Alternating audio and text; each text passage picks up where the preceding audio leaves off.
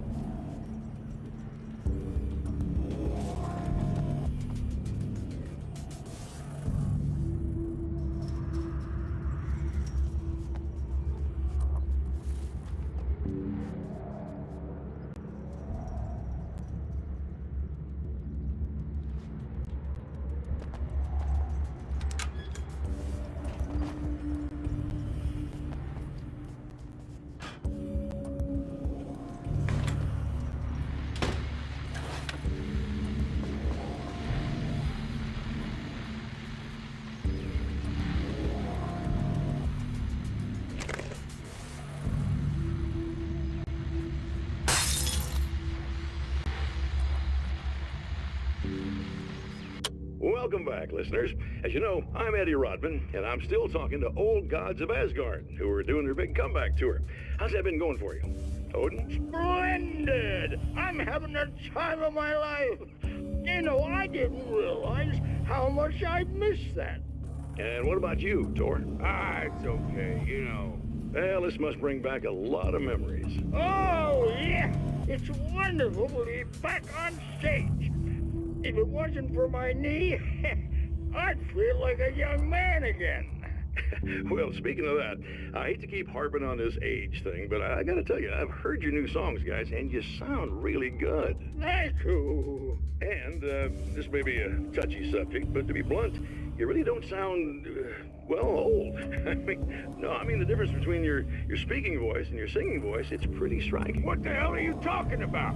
You saying it's not us singing on that record? What?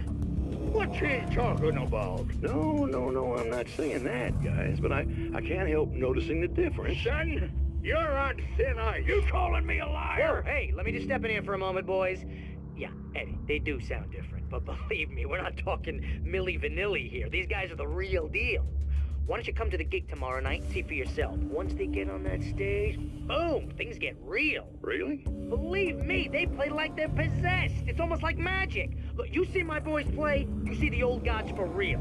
These guys project a lot of power. They're not lightweights, you know what I'm saying? All right, Barry, I'll see if I can make it. Now, let's take another quick break here, and after that, we'll play the new Old Gods of Asgard single. Don't you go away.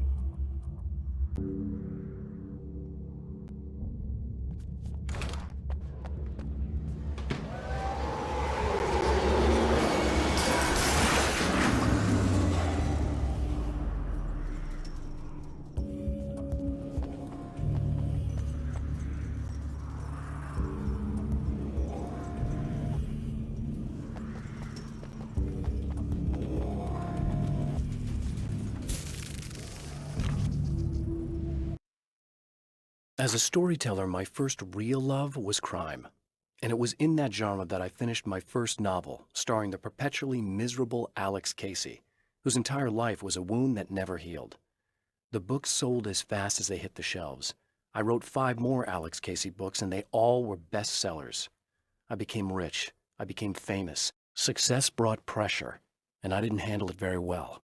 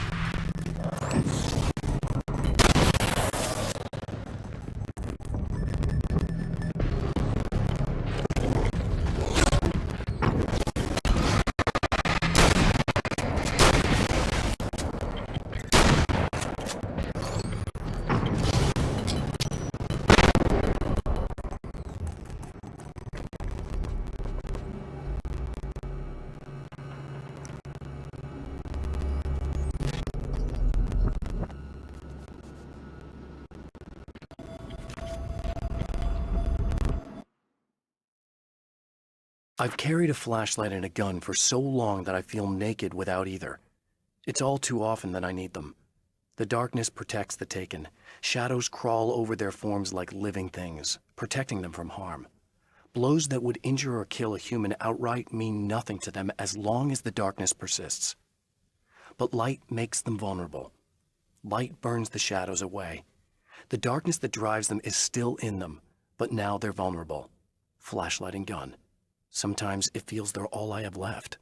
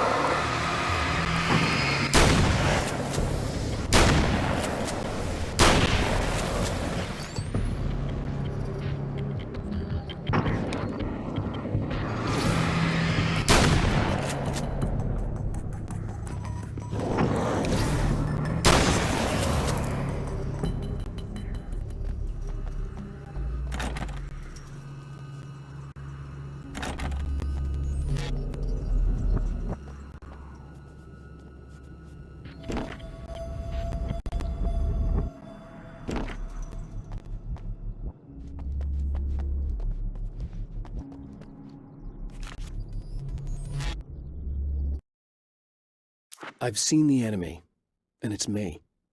I've faced dark horrors before, things that live in the unimaginable pressures of the world beyond our own. Sometimes they masquerade as humans. That's what ultimately lurks inside Mr. Scrooge. He's every mean-spirited tabloid story about me, an evil caricature, a creature formed in that vague territory of misconceptions, half-truths, and the dark imagination of people who heard a story about me. An urban legend made flesh, a serial killer, my dark half, brought to life by the power of Cauldron Lake.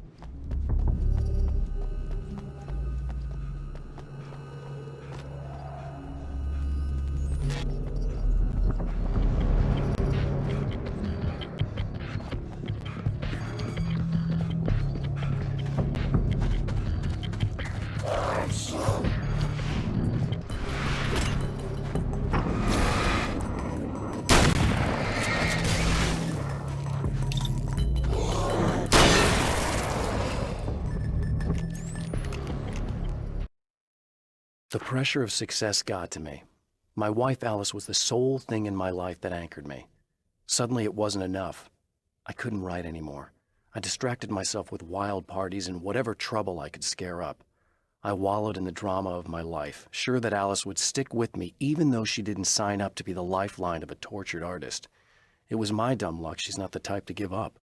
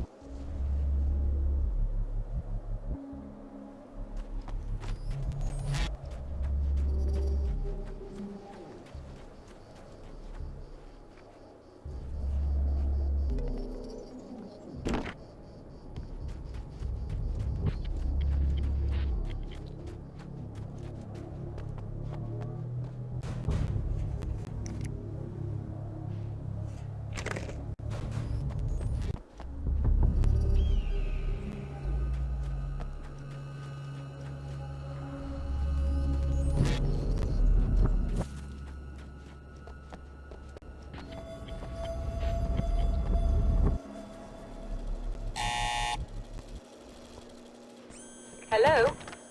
I'm Dr. Rachel Meadows, and... Wait a moment, it's you! I can't believe you dare show your face around here again.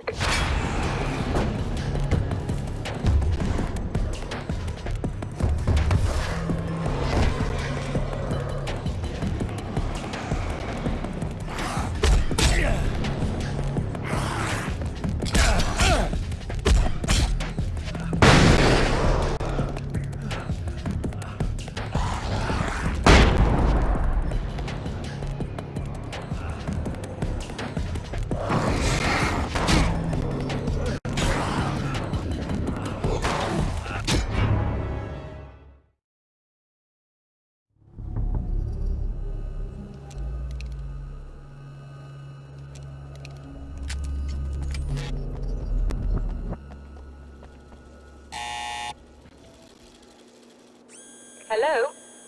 I'm Dr. Rachel Meadows, and... Wait a moment, it's you! I can't believe you dare show your face around here again.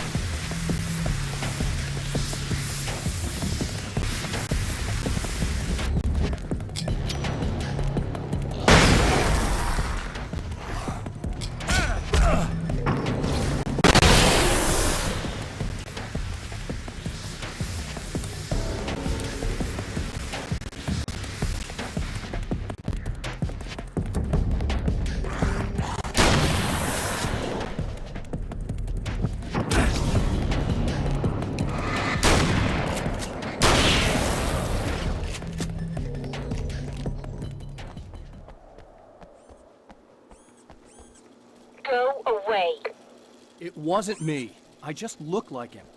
Are you serious? That's what you're going with? Please! I'm trying to stop him. You saw those shadow things trying to kill me, right? I bet he got along with them just fine. Yes. Yes, he did. All right. Come on in. Thank you.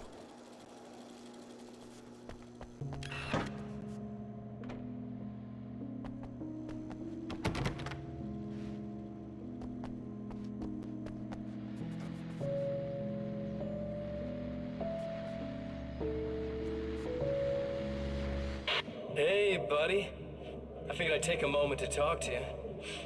There's a party next door. I'm feeling pretty good right now. A little beer, a little fun, you know? It's nice.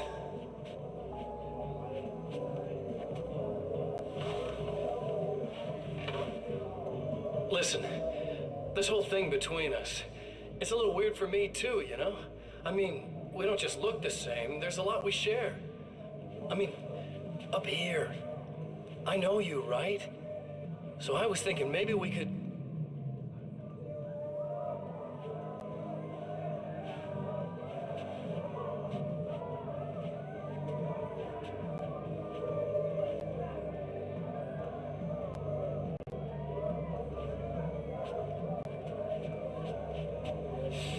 These guys are getting out of control.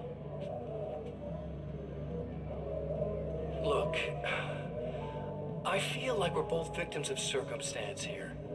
And maybe we could make some kind of effort to...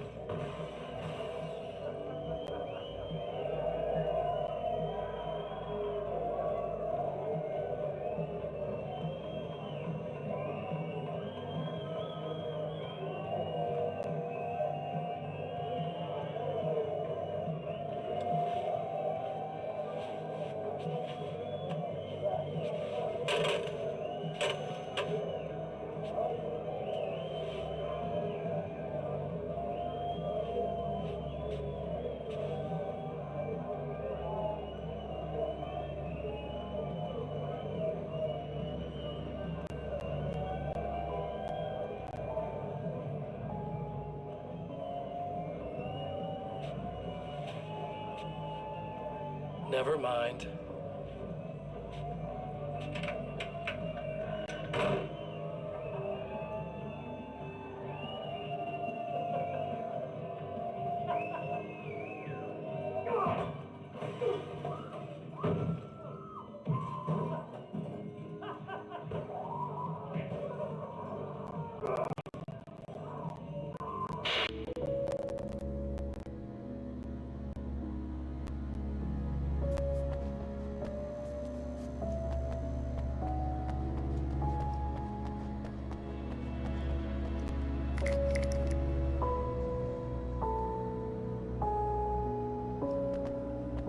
Just a moment, I'll send the lift down to you.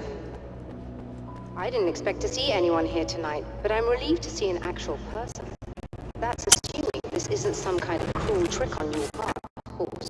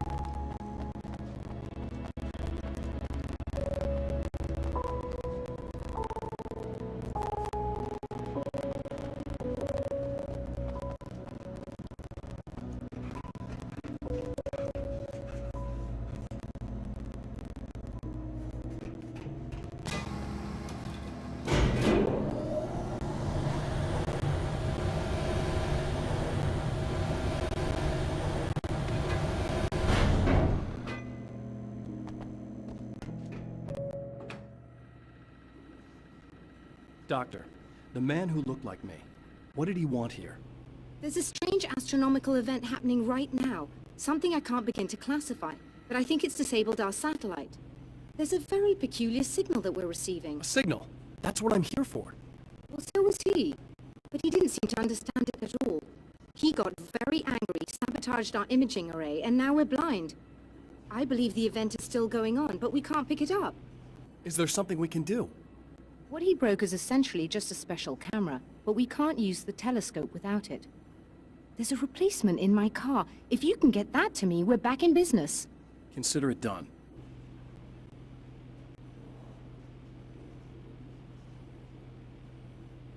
Tell me more about the signal. It's almost as if something's being transmitted to Night Springs. It's the strangest thing. It's quite elusive, almost as if it wasn't properly there. I don't know how to describe it. So, what was the signal like? I wish I knew. He appeared before I had a good fix on it. He was very pleasant when I was working, but when I isolated the signal, he suddenly forced me out of the control booth. He said it was none of my business. He seemed to change. Somehow he was very smooth and charming before that, but suddenly he became... I'm sorry. I'm not sure I want to talk about it.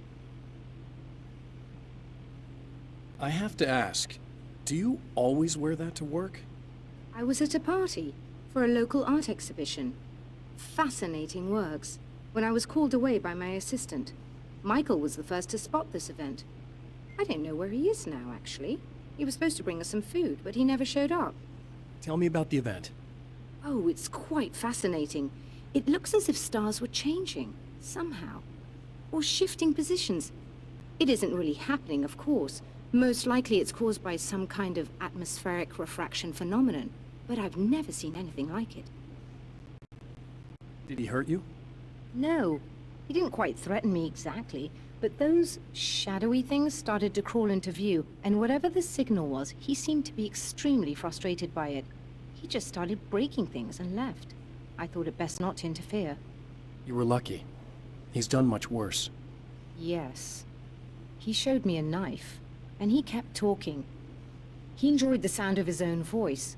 A proper maniac. You really aren't anything like him, are you? Believe me, I try very hard not to be.